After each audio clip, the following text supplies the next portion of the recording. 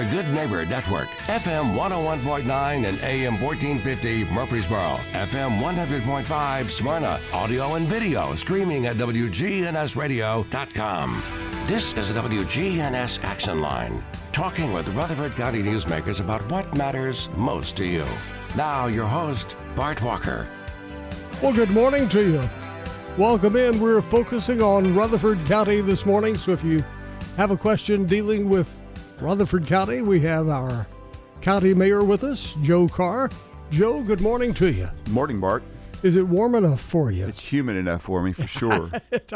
I thought I was going to melt when I went outside yesterday. I can't tell how warm it is. It's so humid. That's right. I think their heat index is calling for up to 110 or something like that. I think so, yeah. Everybody needs to be careful. Since you are the bee man. I am the bee man, and I was in the bee yard just over the weekend. What do they do when it gets humid and hot like this? So we just got through harvesting our crop. We pulled 330 pounds, which is a record low for us. Really? Yes. I think I've said in previous occasions, April the nectar flow is about 45 to 60 days long, depending on the weather, and it typically begins around the middle of April, and goes through the first to the middle of June. This year, we got off to a really, really good start. As a matter of fact, I was afraid I wasn't going to have enough super honey boxes because we were on task for just a record harvest. And then when May hit, I mean, it stayed wet and cooled off, and they just didn't get out and fly and collect the nectar. So we ended up pulling 330 pounds. But the reason I'm saying all that is that so after you pull the honey, you got to go back in there and feed them.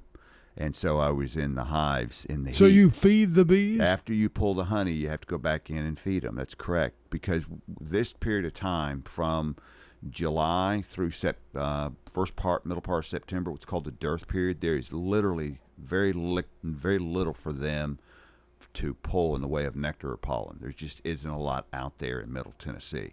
And so if you're not careful, you pulling those honey stores, you're not going to leave them anything to feed on.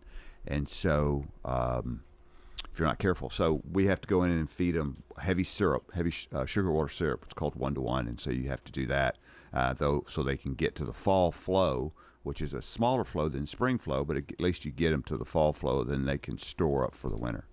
But what they do in the summertime to stay cool is they sit outside the hive and they fan, or just what they call beard. It looks like a big beard on the front of the hive box where they congregate to cool the inside of the fan by fanning their wings. So it's a marvelous work of nature that only a grand creator, our God, could possibly imagine, much less create. So it's an amazing, amazing thing to watch him do all this. Sounds awesome, I tell you. It is. Speaking of awesome, yesterday was awesome. We ran into you at the courthouse. Yeah, we had a Pray for Tennessee, which is, I don't know why anybody would object to prayer, but there are people who do, and, that's their right and their prerogative, but I'm one of those people that believe strongly in the power of prayer, and so we had an occasion based on a resolution signed by Governor Lee, sponsored by Representative Mike Sparks, who did a really excellent job of putting this together. Former State Representative John DeBerry, a minister in the Church of Christ, came and spoke briefly and prayed, and then there were certain other officials who prayed, and I was asked to speak a couple of scriptures and pray, and so I was very honored to do that. Anytime I have an opportunity to participate in drawing attention to the good things in our community and uplifting those people, especially who need help and assistance, I want to do that, and I think prayer is a part of that. Very definitely. Now, after that was completed yesterday, it was a good opportunity for a good turnout to come inside and cool off and take a look at our museum. Yeah, and so we're always excited when people have the opportunity to come and look at the museum, because and what we have inside the courthouse is just a fraction of what we have stored over in the archives building that John Lodell addresses. And one of the things that I want to do, along with Dr. Lodell, who's our archive specialist, and Greg Tucker, who's our county historian, Marty Luffman, who's part of that committee, Dr. Van West, just so many people in the community who want to make sure that we, A, preserve our rich history through those artifacts that are available to us as we collect more artifacts. But B, how do we then, as this list of artifacts grows, that tells the story of Rutherford County and its people, and it's a tremendously rich history. And by the way, WGNS has been incredibly important in sharing that history throughout the years, and we certainly appreciate that, Bart. So thank you to WGNS. But the ultimate goal, and hopefully with the County Commission's cooperation and help, the ultimate goal is to take the Goldstein Building, which currently has our elections office, planning and engineering, and the codes department. We want to move those particular county offices out to another location that we're looking into, and then turn the Goldstein Building into that museum, culture, and history place for people. Then it gives us a much more expanded area, and I think it adds to the square, what we're trying to do with the square. And so I'm excited about making sure that we preserve our history or we tell our history by preserving those artifacts. That building is a lot bigger than most people think it is. There's different levels, which enables you to sort of spread everything around. Are you talking about the Goldstein building? Yeah, there's 20,000 feet in there on 2 levels, and it's got a basement which wouldn't be accessed. But what we want to do is we want to renovate it. And my idea, and this is not a decision, this is the decision that myself and the County Commission will make together. But my idea would be return the Goldstein Building back to the old Goldstein facade. Back 100 years ago, and return it back to that look, and then make the inside a cultural events and history center for Rutherford County. And because I know that there's been discussions about what to do with Cannonsburg and all those artifacts. So I've talked to Mayor McFarland about potentially moving some of that stuff up here. Now, all these conversations are preliminary, so there has been no decision, except for we know we've got to get our people out of the Goldstein Building because it's not suited for an office complex, and it's in a state of deterioration, and so we need to do something pretty quickly. So where would you put them? Well, the thought process is we would take those offices and move everybody to the Linebaugh Library building, and then take the Linebaugh Library and move it out more into the city where it can meet a greater number of people. As a matter of fact, split the Linebaugh Library system up into 2 campuses, have a north or south campus or east-west campus, and put it more out in the city instead of downtown, where out in the city, away from the square, that it wouldn't... Bigger branches, so it would be more accessible by more people. So you would take the downtown Linebaugh Library and turn that building into office space for the Election Commission, and then you would divide the library into 2 larger branches that would spread out into the neighborhoods. That's correct. That's exactly right. And then that would then leave us the Goldstein Building to renovate for that Cultural History and Arts Museum Center for Rutherford County and Murfreesboro. Now, as you look into your crystal ball there, which I'm glad to see you brought with you this morning, as you look into that, are there spaces at some of these facilities that you've been building that have drivers, training locations, and fire departments in different locations? Is there enough space at some of those facilities to build a library branch? That's an excellent point. We always want to take, for something like this, we always want to take an existing commercial building if we can. And the reason is we want to take that inventory off the market because there is a blight aspect to a vacant commercial lot. And so anytime we can reuse or renovate an existing structure, it does 2 things. It ensures that piece of property isn't blighted, right, for that neighborhood. And we're very sensitive to what happens when a drugstore a Rite Aid or a Walgreens just said, you know what, we're leaving this location for whatever reason, and it sits vacant for a while. Years. Yeah, and it goes unkept, and then it becomes a blight on that neighborhood. And I think as city, county leaders, we're kind of sensitive to that. So anytime we can repurpose an existing structure or lot for something, for government use, we would rather do that. And the second piece of that, it's much less expensive. So it's not as much of a burden on the taxpayer when we can repurpose a building as opposed to starting brand new. So how many square feet are you looking for per building? Probably about 10 to 15,000 square feet per building, because we're talking about cutting up the 30,000 feet that's currently at the Linebaugh Library. So in about 10 to 15,000 square feet. Now, the library board understands this. Their mission, while it hasn't changed, how they fulfill that mission has changed. I mean, the internet has changed the role of the library tremendously.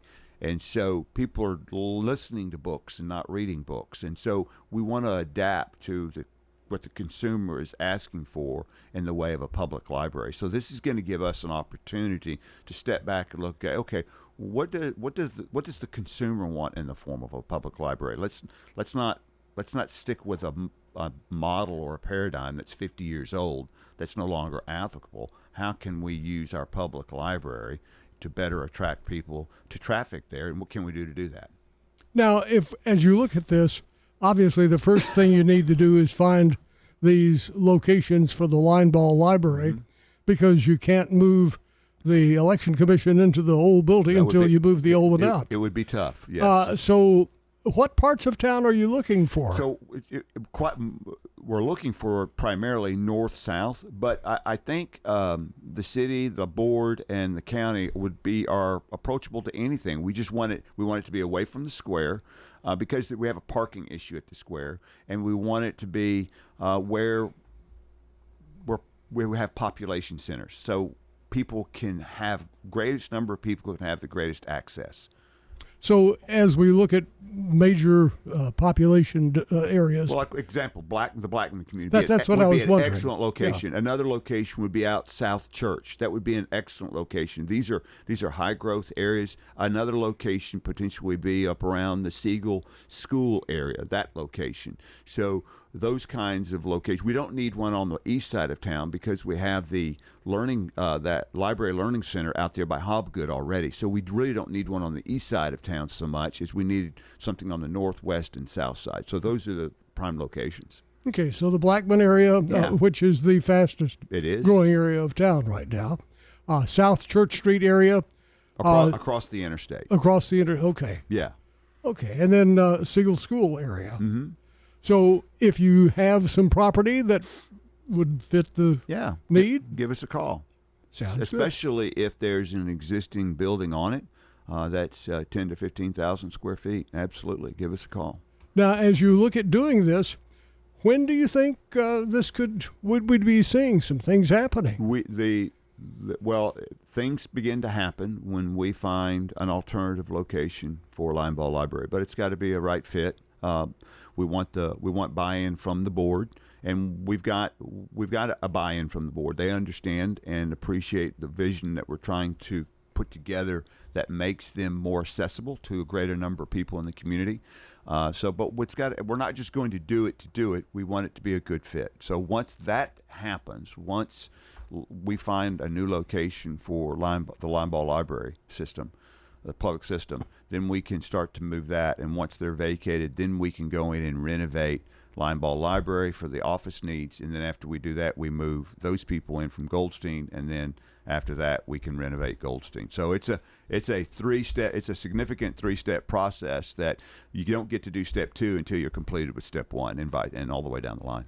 Here's a comment from a listener. They say they love that idea, and they love the idea of transforming the Goldsteins building into a history museum and also a cultural center for the history of this community. Yeah. They've seen some old photos of the building. In the back part of the building, there was a fire hall, an early fire hall that was just beautiful in its splendor. I had no idea. See, this is exactly what I'm doing. You think you know something, and you come to find out you know very little. I'm just that I never heard that before about a fire hall on Vine Street. And they just commented. They said that Shacklett's photography has a picture of that building. So, well, I will tell you what the challenge is going to be when we get, and it's not if, it's when and I hope I am mayor to see the fulfillment. This is something that I've been wanting. So this is something that we could see soon, not 20 years down the road. No, this is not a 20-year plan. This is not a 20-year plan. This is much sooner than that.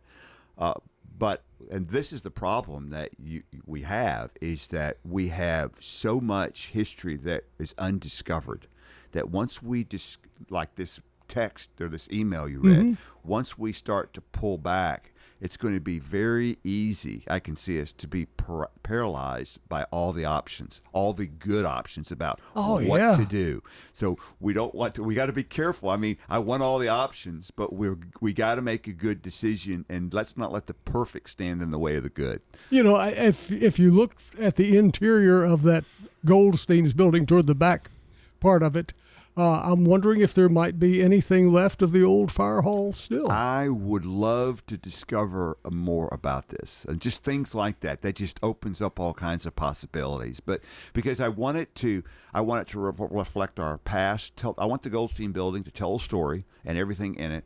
Also want it to reflect who we are now and what we want to be. And so there is this tying together of past, present, and future that I think is really important for this facility. Very definitely. That is so exciting to hear that happening. And it sounds like it's something that we might see moving forward in the next few months. This is an idea I had when I came into office. And it was kind of like my idea. And I didn't know this idea was shared by others. We just hadn't spoken about it. And so when I was speaking to Dr. Van West and Dr. Lodel and Greg Tucker and others, they go, well, we've been wanting to do that. I said, really? I haven't heard. I said, this is great. I said, nobody has to have credit for the idea. How do we do this? And then we started walking through these first steps. And so the very first thing I did is I called Mayor McFarland and Craig Tyndall. I said, guys, how do we, with the new development coming down here on Broad Street and Church, that I said, this is the perfect time for us to relocate the Lineball Library so it better meets the needs of the community out in the community, and then we could take that Lineball Library building, and Rutherford County could use it as an office complex, and then it would open up the Goldstein building for that history and culture. Boy. So now, we've been working on it for 2 years. We just need to work harder, and we need to get more done. I'm not a very patient man, Bart. Let me ask you this, Not at all. because this opens up another possibility. Sure. What's going to happen with the old museum, which is not that old, in the courthouse? You suddenly will have a lot of space. No, we won't. We have a tremendous amount of artifacts in that are. So you're going to keep that? Well, I don't know. That is a decision we need to make. I do believe that there's a part of the courthouse that needs to be a museum. To what extent it is, I don't know. But it ties in really well with the Goldstein building because it's literally just a walk across the street. So it's not like we can't have these two buildings telling two stories that are very much intertwined, if that makes sense. That kind of vision is above my pay grade, but if the Historic Society thought it was in the interest of Rutherford County to keep the museum or a portion of the museum in the courthouse, I'm certainly fine with that. You're going to have to tie the Mullins family into that too. Oh yeah, I mean, I have heard this is good. This is it's you see fun. where this is going. Yes. and I will tell you, we have some founding families in Murfreesboro and Rutherford County who are genuinely excited about this, because this goes back to the very beginnings of our founding, inception. And which brings us, if I can, it brings us back to the sycamore tree. We've talked about Yes, the I was going to sycamore ask you about that. We've talked about the sycamore tree. How did that fare during the storm? It didn't. And so it fared during the storm, but the tree is dying. And I'm just, for your listeners, I've had to make a very, very difficult decision that we're going to have to cut the tree down in this fall. we have too many events. It's become we do not want anybody hurt, much less seriously injured or killed because of a falling branch. And so we had tree trimmers out there today surveying. We're going to have to cut it back again. And at some point this fall, after the hard frost, we know we're going to have to take it down. However, I've talked to John Lodell and Dr. West and Greg Tucker, and what we're going to do is we're going to cut it down, and we're going to save the logs. Hopefully they're solid, but we're going to save enough of the tree to make tables and benches, and so that when we move into our new facility in Goldstein, we have a story that we're going to tell about that old sycamore.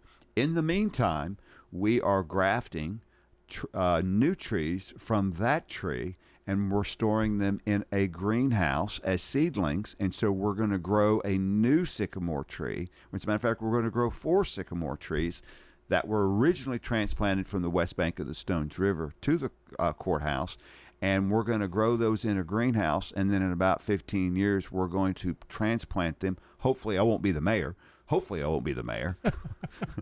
But the next You'll mayor, be working on your bees. Well, yes, but the next mayor will see the value of planting that genetic legacy back where it was once before. Oh, that's great. So I love planning for the future like this. I mean, this is looking out, but you got to look. You got to be a people of vision, Bart, because the word says a people without vision will perish. And I think that's the exciting thing about this job is casting this vision.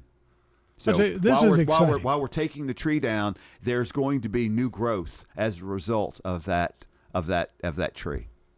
While we are here today, this has opened up all sorts of new ideas for listeners to have. We're going to pause for just a moment, and we'll be back, and we'll take some of those questions that you have. If you have a text question that you have, 615-893-1450. Just text it to us. Easiest way to do it, 615-893-1450. If you want to do it the old-fashioned way, since we're talking about history, you can even talk to us. What a novel idea. They call in. Yes, and you speak into the transmitter of the phone. Everything. Yes. Yeah, good. Turn your fingers into a microphone and talk back. WGNSradio.com is Rutherford County's online source for what matters to you. WGNSradio.com. At Bud's Tire Pros, we sell all major brands of tires, and we invite you to stop by today for that next set of tires. Or maybe you need us to check out your vehicle before you head out of town. We offer everything from brakes to batteries, alignments, and more. No appointments necessary, just stop on by. I'm Allison Mitchell with Bud's Tire Pros. We're located on East Main Street, exactly 3 miles from the town square, 1 mile past Rutherford Boulevard. Visit us online at budstireprostn.com. Hi, this is Peter Demas with Demas's Restaurants. One of the places I love to eat out the most and still be able to do so and maintain a healthy weight is at Demas's. You can get those options on the menu online at www.demasrestaurants.com. You can make the decisions that you want to make before you come in. We have options ranging from grilled chicken to fish. You can get it with a side of green beans or spinach or even zucchini. Please have your family join our family for lunch or dinner at Demas's. Hey, this is Dan with Music World and Drummers Den. Come in for your guitars, keyboards, drums. We have you covered. Our prices will normally meet internet prices. We also have PA and DJ equipment. Some lights, yes, we have that covered too. You can come rent a PA and sound system, do your karaoke, and bring it back. Come see us at Music World and Drummers Den, the one-stop shop where you have everything that you might need. 2762 South Church Street, right across from the golf course. This is Chip Walters, and you're listening to Rutherford County's Blue Raider station. Yeah, we got them. MTSU Sports on WGNS, AM, FM, online. A heat advisory will go into effect this afternoon. A few spotty showers and thunderstorms at times this afternoon. Blend of clouds and sunshine develops, a high in the upper 90s. Tonight, mostly clear, low of 76. I'm meteorologist Jennifer Wojcicki on News Radio WGNS. Currently, it's 73. Hi, this is Gator with Tire World Off-Road. We are your local rough country dealer. So when you're ready to add some character to your rig, ask for Gator at Tire World Off-Road on Memorial Boulevard. This is Sean Brown at Tire World on Broad Street. Online at tireworld.us. The Rick and Bubba Show, weekdays from noon till 2. WGNS, your good neighbor station. Rutherford County's place to talk. Welcome back.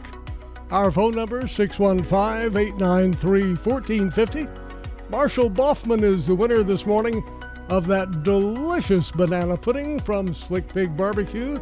Happy birthday, Marshall. And our good neighbor of the day today is Katie Santiago. Katie Santiago wins flowers from Ryan's Flowers, Coffee and Gifts. Jenny Harrison and the family over there, they do such a great job in the community. Again, if you want to join us in conversation, text us your questions, 615-893-1450. Rutherford County Mayor Joe Carr is with us this morning, and he's here with some big news. I'll tell you, that was exciting hearing that. Well, it doesn't hardly. I mean, I'm Marshall Boffman winning the Slick Pig banana pudding. Do you think he would? That probably goes over your. Yeah, no question. Do you think he would sell that back? Maybe auction that back online. Probably for the History Museum, right? And Marshall, if you're listening, there's an idea. And there's another person I heard. Cliff Sharp this morning talking about they were going to auction off a donkey. I heard a mule. It's a mule. Now, wouldn't that be something? That would be. We've had whittlers on the square. We haven't had too many mules. Well, maybe Uncle Dave came there once in a while. We've had some asses, but no mules. I'm not going to touch that one. FEC just didn't dig me. SEC just didn't dig me, did they? Our number 615-893-1450. Sorry about that, Bart. There goes the license. There goes the license. If you have a question or a comment, give us a call. Let's talk a little bit more about this. So if you're looking for some buildings to take the line ball library from, maybe 2-3 buildings, maybe one in the Blackman community, one South Church across the interstate. It doesn't have to be across the interstate, but we want to be where they're close to residential population centers. So, yeah. That's a growing area. Yeah. A Siegel School area, certainly a growing area.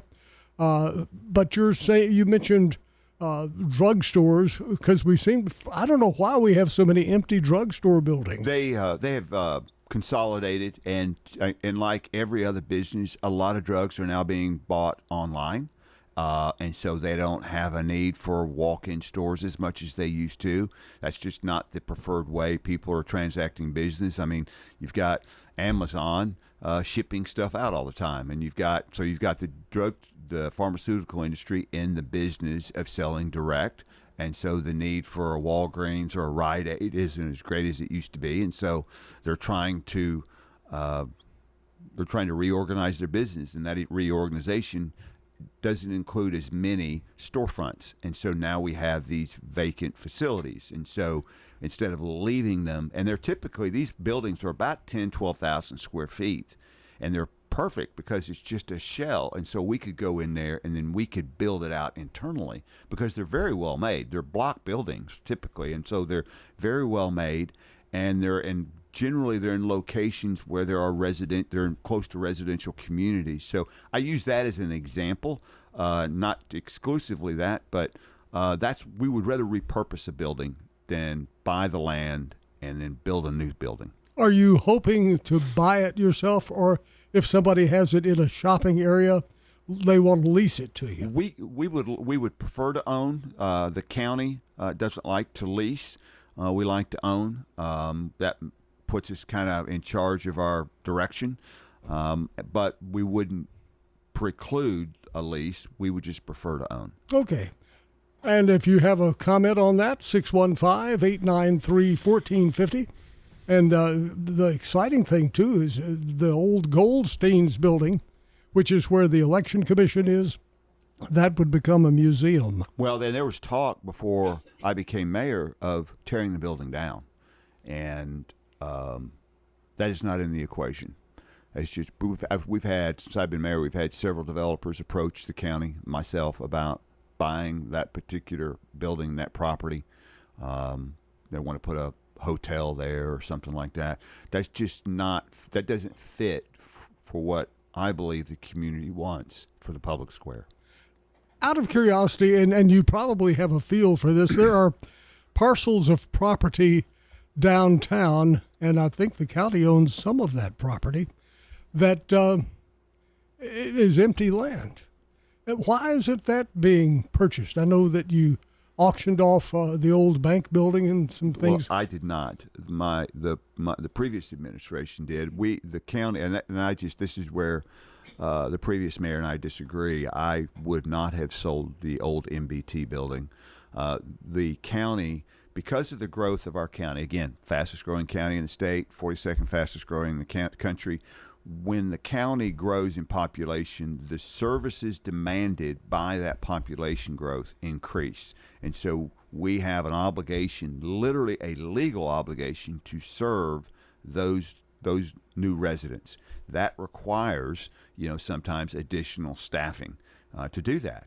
And so we need places to put this new staff. And so we are not in the business of selling property at all. We are holding on to the property we have and using it to service the community in the best manner we think fit, given its location and previous purpose. So the old jail building. Yeah, that was also sold. I wouldn't have sold that. That was sold? Yes, sir. You're talking about down there on West Main Broad. Yes, sir. Right. That the county. I didn't realize they sold that. That was sold in the previous administration as well.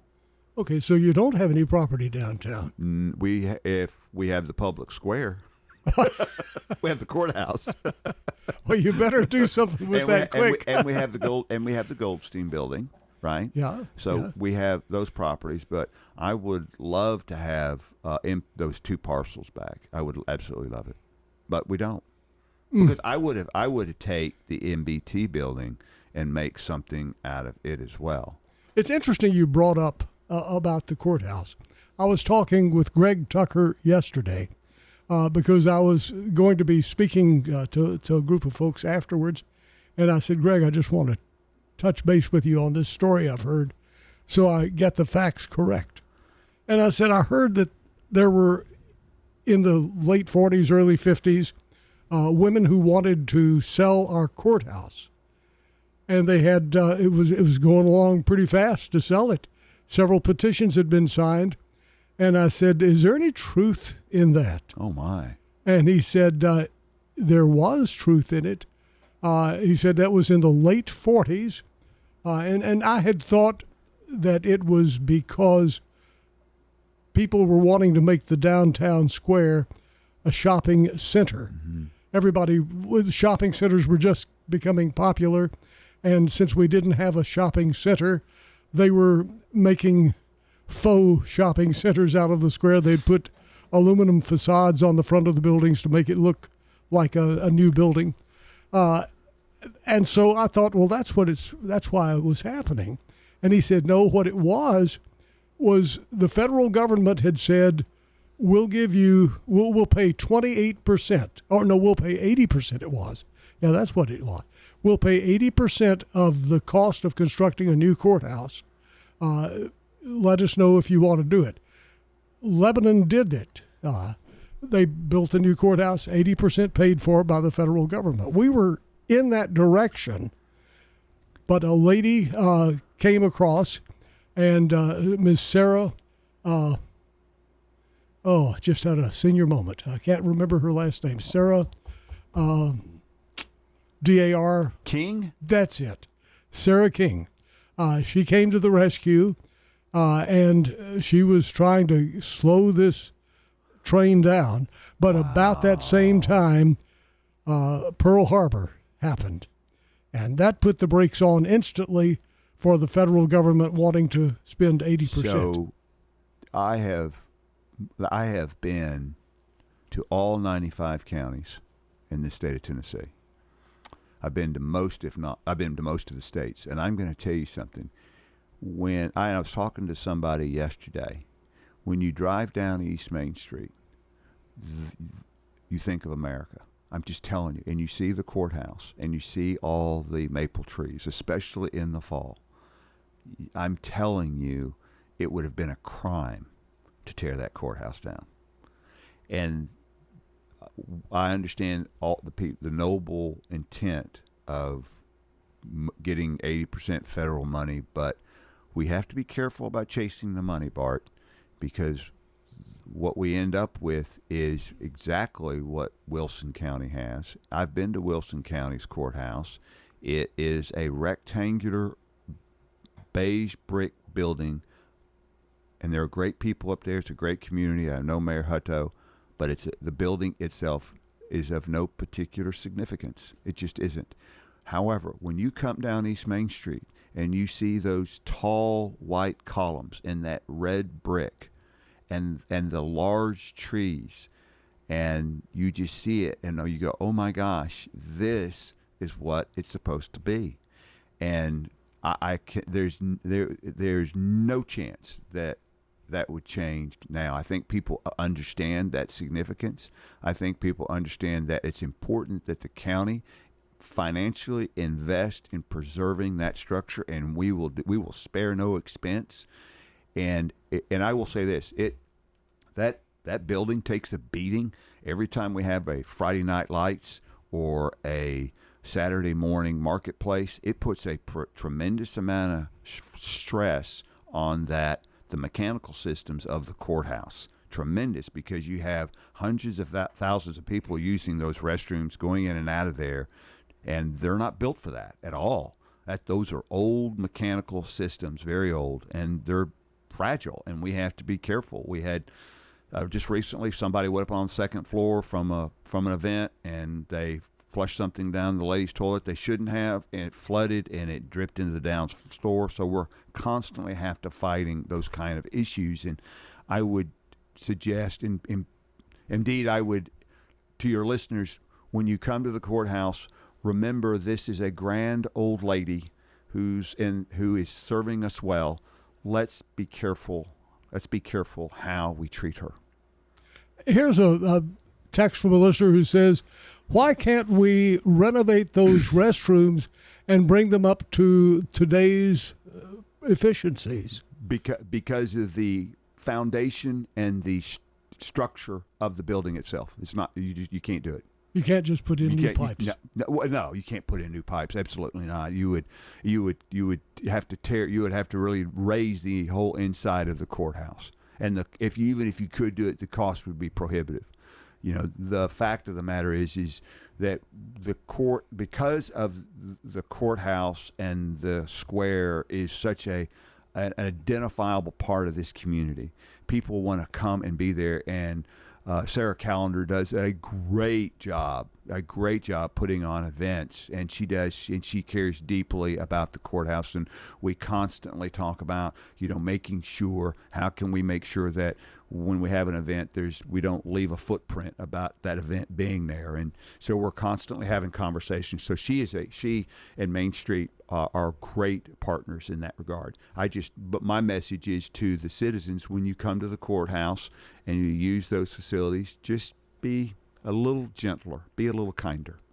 Here's another question. This person says, I'm continuing to be concerned with the fact that we do not have a facility here in which to do autopsies and things of that sort. It's obviously that Nashville and Williamson County all cater toward their communities, and if there was going to be somebody left out, it would be Rutherford County. We need to have our own. How is it coming on the facility where you set aside land in Smyrna? So the forensic center, they're talking about a regional forensic center. As your listeners know, and I shared, we were turned down by Governor Lee. Again, it seems like Rutherford County gets turned down by this administration and the General Assembly a lot. I'm not sure why, but we do. But we were turned down for funding for a forensic center, for federal funding, when Other facilities not only got the money they requested, they even got more money than they requested, and we got nothing. However, having said that... Was that the one in Williamson County? That was the one in Hamilton County. Hamilton. There are 5 forensic centers in Tennessee, and there have only been 5 for the last 20 years through this tremendous growth. Memphis, Chattanooga, Knoxville, Johnson City, and Nashville. Nashville serves 63 counties. By far and away, the majority of the autopsies in Tennessee are done at Forensic Medical in Nashville, which is a for-profit institution. The other 4 are nonprofit or government-owned or university-owned. What we're going to do is, my proposal is to build a forensic center. It's about a 15 to 17,000 square foot forensic center in Smyrna on Weekly Lane. It'll be funded and owned by Rutherford County. It will not require a tax increase. We will not have to borrow money to do this. But what's important is that the state health department just released a study back in March, which, interestingly enough, they didn't want released after they did the study, but we got it, and it said, quote, there is an urgent need for a 6th forensic center in Tennessee, and more probably 2 more forensic centers. But there is an urgent need. Urgent. Now, when a health department says something's urgent, you might want to pay attention. Then they go on to say the urgent need for this 6th forensic center would be ideally located in Rutherford County. So the health department issues a study done by a third-party group. The study comes back and says this is urgent and Rutherford County is ideally located, and we can't get the state to give us the funding or to even help us with the funding. So, but this is this is a potential crisis, health crisis for Rutherford County, because if Forensic Medical cancels our contract, because we do about 360 autopsies a year, if they cancel our contract, we literally have no place to go.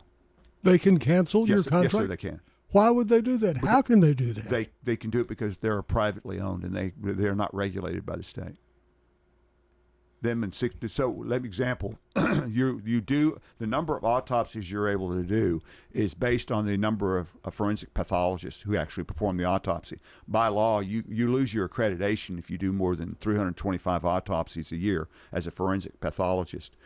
So we calculate that each pathologist can do 300 autopsies. Memphis lost their forensic pathologist, one of their forensic pathologists. So they had to tell 9 counties that were being serviced by Shelby County, we can no longer do your autopsies. You got to take them all the way to Nashville. So West Tennessee brings all their autopsies to Nashville, with the exception of Shelby County. And yet Nashville is the only for-profit That's correct. one. That's correct. So they're increasing the profit. They're increasing the profit, and we have seen the increase. We've seen an increase in autopsies, the cost of autopsies, 3 out of the last 4 years, and we just saw a 50% increase in transportation costs to take these bodies to Nashville and bring them back. Are you seeing that as business motivated? Yes. And so Rutherford County can also, our budget for autopsies is about $1.2 million a year. By building a forensic center, Bart, we can actually reduce the cost of providing required autopsies by $500,000 a year to the county. So we can actually reduce the cost if we do them ourselves. Moreover, and more importantly, we now make ourselves available to surrounding counties for a better solution at a more cost-effective price point. So now surrounding counties, by them bringing their autopsies to Rutherford County, we can offset the cost of our autopsies when other counties bring them to us. So we actually have a business model that's going to reduce the cost of Rutherford County autopsies with this forensic center. Well, if somebody else is holding the purse strings, it looks like we need to find some funding other places. Well, I have, but we only have a certain amount of time. And you're getting a message. I'm getting a very important message. Excuse me, I'm sorry. I've got a situation brewing this morning, so I'm having to keep up with it. My apologies. Okay. But anyway, so we have tried for a year and a half now to get assistance out of the state and out of the federal government ARPA funding that was made available as a result of COVID, and we've been denied. And so where you can't sit around and wait on the state any longer. We're going to go in another direction, hopefully. We will be right back and continue the conversation. Stay with us. Bob Ferris lives at Adams Place. The personnel here are excellent, and they are concerned about your well-being. Yes, they're always asking you how you're doing and what can I do to help you, and that's a blessing. Hi, this is Terry Deal at Adams Place. Call me for more information about Adams Place. Phone 615-904-9111. Adams Place, 1927 Memorial Boulevard, across from Walmart. We're excited to announce that Capstar Bank is now officially a division of Old National Bank. The friends you've made while banking right here over the years are still here, and so are those delicious, warm, homemade cookies.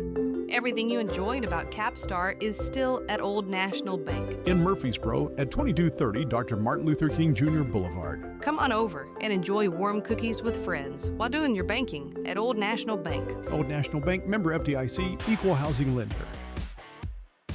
We're in the final segment, just a few minutes left, and we have a question. The listener says, please tell us what's happening with the Middle Point landfill. We haven't touched on that. No, that's great. So I'm glad Bishop this morning at 7:55 a.m., Bishop Wagner, our solid waste director, sent me pictures. We are pouring concrete.